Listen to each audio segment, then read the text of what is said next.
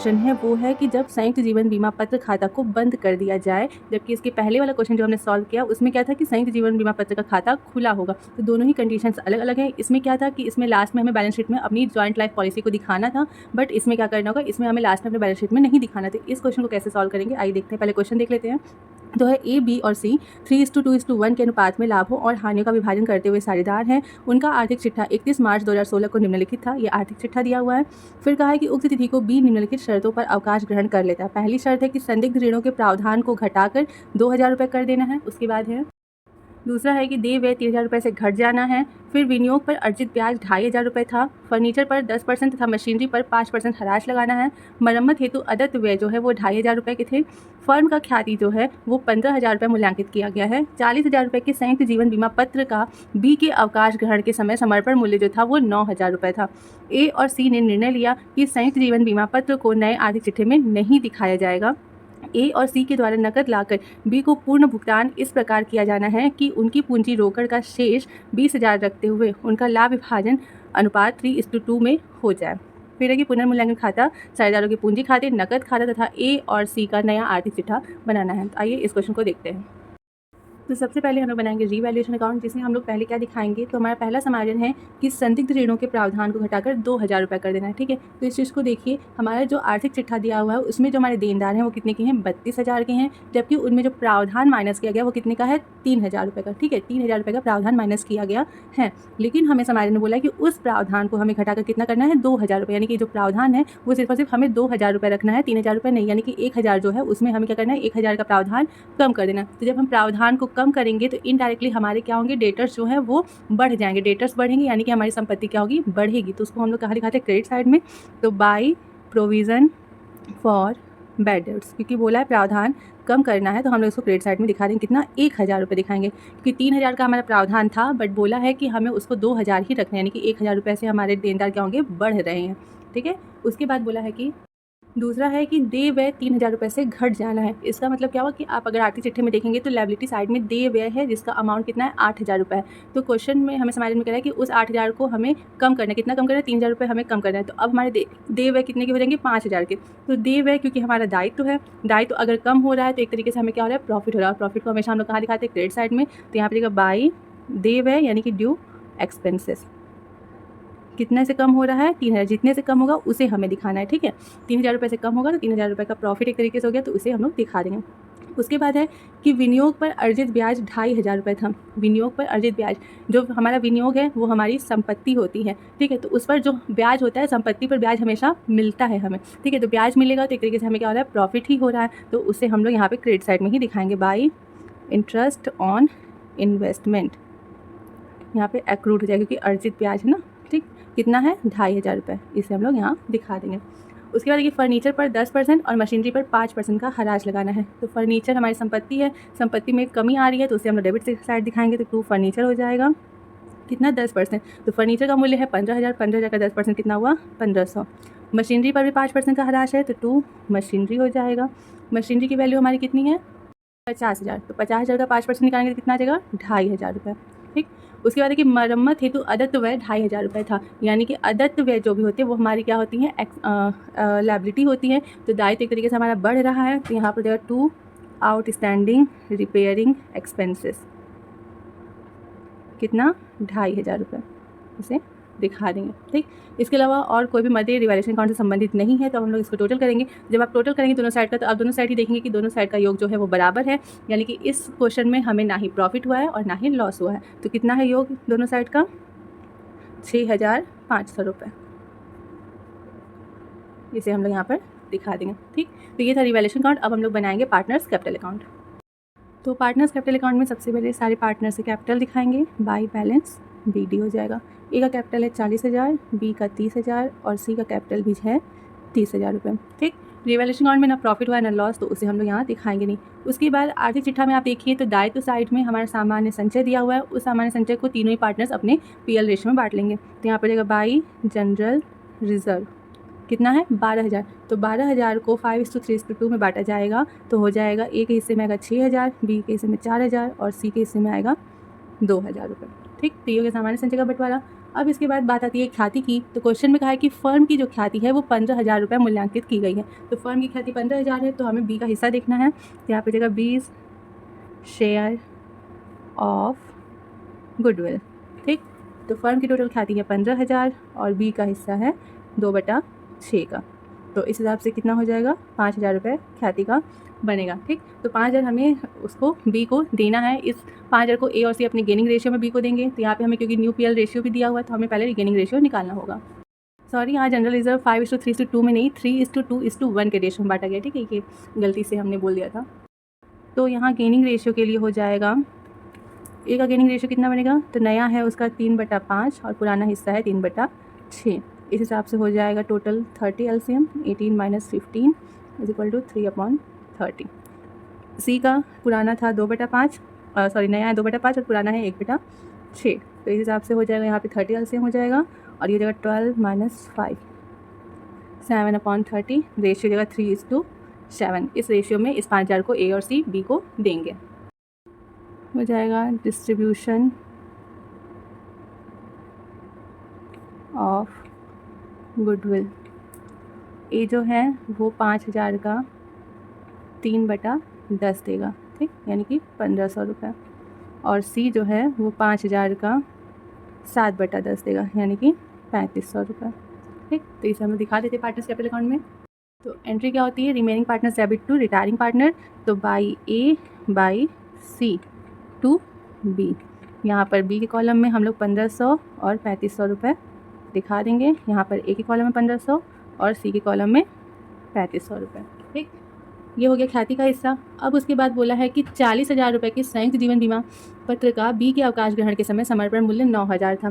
ठीक है, तो देखिए क्योंकि अवकाश ग्रहण कर रहा है साझेदार, बी जो है वो अवकाश ग्रहण कर रहा है, तो जो समर्पण मूल्य है उसे ही पार्टनर्स बांटेंगे। ठीक है, पॉलिसी की जो राशि होती है वो हम आपको समझा चुके पहले ही वीडियो में कि जो पॉलिसी की पूरी रकम है वो कब मिलती है, या तो किसी साझेदार की मृत्यु हो या फिर वो पॉलिसी की अवधि पूरी हो गई। बट इस यहाँ पर क्या है कि साझेदार अवकाश ग्रहण करता है, तो जब भी साझेदार अवकाश ग्रहण करता है तो हमेशा क्या मिलता है, समर्पण मूल्य मिलता है और समर्पण मूल्य को ही सारे पार्टनर्स अपने रेशियो में बांटते हैं। ठीक है, तो यहाँ पर जो समर्पण मूल्य वो 9,000 है। तो इस 9,000 को ए बी और सी अपने 3:2:1 के रेशियो में बांटेंगे, जैसा कि हमने पिछले क्वेश्चन में बांटा था। तो यहाँ पर जो जॉइंट लाइफ पॉलिसी, इस 9,000 को जब बांटा जाएगा तो कितना आएगा, एक हिस्से में आएगा 4,500 रुपये, बी के हिस्से में आएगा 3,000 रुपये और सी के हिस्से में आएगा 1,500 रुपये। ठीक, अब यहाँ पर समझने वाली बात ये है कि जो हमारा पिछला क्वेश्चन था उसमें बोला था कि जो संयुक्त जीवन बीमा पॉलिसी खाता है वो खुला हुआ रहेगा। ठीक है, बट हमारा ये वाला जो क्वेश्चन है इसमें कहा है कि हमें खाता बंद करना है, यानी कि जॉइंट लाइफ पॉलिसी का अकाउंट हमें अपने जो नया बैलेंस शीट है उसमें नहीं दिखाना है। तो इस कंडीशन में क्या होता है कि जो पुराने मतलब तीनों साझेदार अपने पुराने रेशियो में बांटेंगे तो है इस राशि को, लेकिन इसी के साथ साथ जो बचे हुए साझेदार हैं यानी कि ए और सी इस समर्पण मूल्य को अपने नए रेशियो में बांटेंगे, यानी कि जो उनका नया रेशियो 3:2 है उसमें बांटेंगे। ऐसा क्यों हो रहा है, ताकि जो जॉइंट लाइफ पॉलिसी अकाउंट है वो बंद हो सके। तो यहाँ पर ए और सी का नया रेशियो क्या है, 3:2। तो 9,000 को जब 3:2 के रेशियो में बांटा जाएगा तो जो ए है हमारा, ए के हिस्से में आएगा 5,400 रुपये और सी के हिस्से में आएगा 3,600 रुपये। ठीक, आई होप कि आपको ये चीज़ अच्छे समझ में आई। जब हमें संयुक्त जीवन बीमा पत्र खाता बंद करना हो तो उस कंडीशन में पहले सारे पार्टनर्स अपने पुराने रेशियो में बांटेंगे उसकी राशि को, समर्पण मूल्य की राशि को, और फिर उसके बाद क्या होगा, जो बचे हुए पार्टनर्स हैं वो पार्टनर्स अपने नए रेशियो में समर्पण मूल्य की राशि को उसी 9,000 रुपये को यहाँ पर बांटेंगे। ठीक, अब उसके बाद क्या है, क्वेश्चन में है कि ए और सी के द्वारा नकद लाकर बी को पूरा भुगतान कर दिया गया है। तो बी का हम लोग देख लेते हैं कि बी का पूरा रकम कितना बन रहा है। तो बी का टोटल करने पे यहाँ पर टोटल आ रहा है 42,000 रुपये। ठीक है, यानी कि बी को कितना भुगतान करना है, 42,000 रुपये। यहाँ पे भी हम लोग दिखा देंगे, यहाँ पर हो जाएगा 2 कैश कितना, 42,000 रुपये। ठीक, तो ये तो बी का खाता बंद हो गया। बचे ए और सी। तो ए और सी के लिए कहा है कि बी को पूर्ण भुगतान इस प्रकार करना है कि जो ए और सी हैं उनकी पूंजी जो है वो रोकड़ का शेष 20,000। ठीक है, आप इसको ध्यान से पढ़िएगा कि ए और सी की जो पूंजी है वो रोकड़ का शेष यानी कि कैश जो है वो 20,000 रखते हुए उनका लाभ विभाजन अनुपात 3:2 में हो जाए। इट मीन्स कि हमें अपनी जो बैलेंस शीट है उसमें जो कैश है उसका मूल्य जो है वो 20,000 यानी कि 20,000 रुपये हमें अपने फर्म में रखना है कैश के रूप में। उसके अलावा जो बचेगा वो उनकी पूंजी रहेगी और उस पूंजी को वो अपने 3:2 के रेशियो में अपने पास रखेंगे। तो आइए हम लोग को सबसे पहले क्या करना होगा कि कैलकुलेशन करना पड़ेगा कि नई फर्म की पूंजी कितनी होगी। तो यहाँ पर हो जाएगा कैलकुलेशन ऑफ न्यू कैपिटल। ठीक, तो जब भी हमें रोकड़ शेष रखने के लिए कहता है उस कंडीशन में हम लोग जो है पूंजी किस हिसाब से गणना करते हैं। तो सबसे पहले हम लोग देखेंगे ए की पूंजी, हर साझेदार की पूंजी को अलग अलग देखेंगे। तो ए का कैपिटल कितना बन रहा है, तो देखिए ए का जो क्रेडिट साइड है वो कितना है टोटल, उसको हम लोग अगर जोड़ेंगे तो वो आएगा 50,500 रुपये। ये क्रेडिट साइड है, जिसमें से कि उसका डेबिट साइड माइनस करेंगे तो 6,900 रुपये माइनस करेंगे। तो अब ए का कैपिटल जो इस हिसाब से बन रहा है वो बन रहा है 43,600 रुपये। ठीक, सी का देखा जाए तो सी का कैपिटल जो है वो क्रेडिट साइड का जो है वो 33,500 रुपये है, जिसमें कि डेबिट का 7,100 रुपये माइनस करेंगे। तो सी का कैपिटल कितना बन रहा है 26,400 रुपये। ठीक, उसके बाद हमें बी को कितना देना है, ड्यू अमाउंट ऑफ बी को हमें कितना देना है, तो बी को हमें देना है 42,000 रुपये। उसके बाद बैलेंस ऑफ कैश हमें कितना रखना है, कैश का बैलेंस हमें क्वेश्चन में कहा है ना कितना रखना है 20,000 रुपये, यानी कि 20,000 रुपये हमारे पास रहना चाहिए, यानी कि इतना टोटल अमाउंट हमारे फर्म में होना चाहिए। तो इसे हम लोग टोटल करेंगे तो टोटल आएगा हमारा 1,32,000 रुपये। ठीक, ये हमारा टोटल आएगा। इसमें से हम लोग क्या करेंगे, जो करंट बैलेंस है, current balance of cash in balance sheet में जो कैश का बैलेंस है उसे माइनस कर देंगे, क्योंकि हम लोग 20,000 बोला तो 20,000 तो रख ही रहे हैं, तो पहले का जो है वो हटा देंगे। तो अब हमारे पास टोटल कितना होना चाहिए, 1,17,000 रुपये। ठीक, तो सारी चीज़ें हटाने के बाद हमें ये समझ में आया कि हमारे पास टोटल कितना होना चाहिए, 1,17,000 रुपये। ये हमारा क्या हो गया, न्यू कैपिटल। न्यू कैपिटल हमारा कितना आया, 1,17,000 रुपये। ठीक, तो ए का कैपिटल देखेंगे, सी का कैपिटल देखेंगे, जो साझेदार जा रहा है उसे कितना देना है वो चीज़ देखेंगे, हमें कैश का बैलेंस कितना रखना है, इतना रखने के बाद जो पहले से बैलेंस शीट में कैश है उसे माइनस करेंगे तो हमारा न्यू कैपिटल निकल के आ जाएगा। अब इस कैपिटल को ए और सी जो है वो अपने नए रेशियो में अपने पास रखेंगे।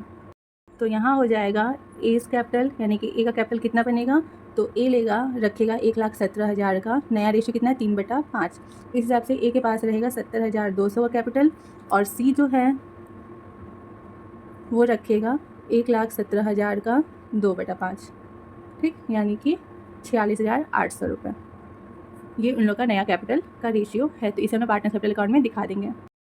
तो यहाँ हो जाएगा टू बैलेंस सी डी कितना 70,200 रुपये और 46,800 रुपये।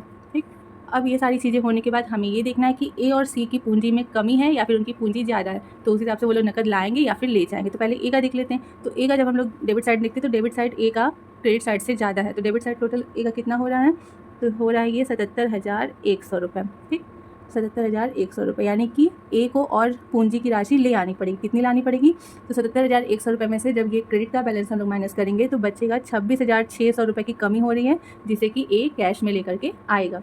सी की बात करें तो सी का भी आप देखेंगे कि डेबिट साइड का योग ज़्यादा है, तो इसका कितना योग है 53,900 रुपये, यानी कि सी को भी कुछ रकम अपनी पूंजी की कमी को पूरा करने के लिए लाना होगा। कितना लाना होगा, तो 53,900 में से इधर क्रेडिट साइड का योग माइनस करेंगे तो जो डिफरेंस आ रहा है वो आ रहा है 20,400 का, यानी कि सी कितना लेकर के आएगा 20,400 रुपये।